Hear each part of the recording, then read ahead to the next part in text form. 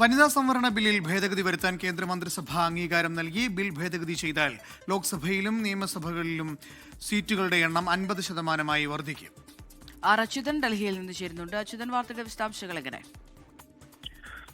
അമൃത, ഈ വനിതാ സംവരണ ഭേദഗതി ബില്ല്, ആ ബില്ലിൽ ഭേദഗതി വരുത്താനുള്ള അംഗീകാരമാണ് ഇന്ന് കേന്ദ്ര മന്ത്രിസഭ, പ്രധാനമന്ത്രി നരേന്ദ്രമോദിയുടെ അധ്യക്ഷതയിൽ ചേർന്ന കേന്ദ്ര മന്ത്രിസഭ അംഗീകാരം നൽകിയിരിക്കുന്നത്. അങ്ങനെയെങ്കിൽ 2029 പൊതു തെരഞ്ഞെടുപ്പിൽ ഈ നിയമം പ്രാബല്യത്തിൽ വരുത്തുന്നതിനുള്ള നീക്കം, അതിന്റെ ഭാഗമായിട്ടാണ് ഇപ്പോൾ ഈ കേന്ദ്ര മന്ത്രിസഭയും ഇക്കാര്യത്തിനൊരു അംഗീകാരം നൽകിയിരിക്കുന്നത്.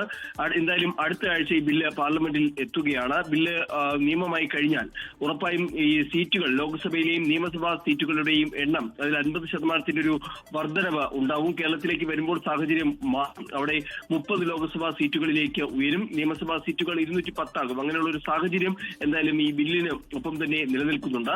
എന്തായാലും രാഷ്ട്രീയ പാർട്ടികളുമായി എല്ലാം ഇതിനോടകം തന്നെ ചർച്ചകൾ ആരംഭിച്ചു എന്നാണ് മനസ്സിലാക്കാൻ കഴിയുന്നത്. അത് പൂർത്തിയായ ശേഷം പാർലമെന്റിൽ ഈ ബില്ല് അവതരിപ്പിക്കുകയും പാർലമെന്റിന്റെ ഇരു സഭകളും ഈ ബില്ലിന്മേൽ ചർച്ച നടത്തിക്കൊണ്ടായിരിക്കും ഒരു അന്തിമ തീരുമാനം, അതായത് പാർലമെന്റ് പാസ്സാക്കുകയും പിന്നീട് അത് രാഷ്ട്രപതി ഒപ്പുവെക്കുന്നതോടുകൂടിയായിരിക്കും നിയമമാവുക. എന്തായാലും അതിന്റെ ഒരു നടപടിക്രമങ്ങളിലേക്കാണ് ഇപ്പോൾ കടന്നിരിക്കുന്നത് കേന്ദ്ര സർക്കാർ.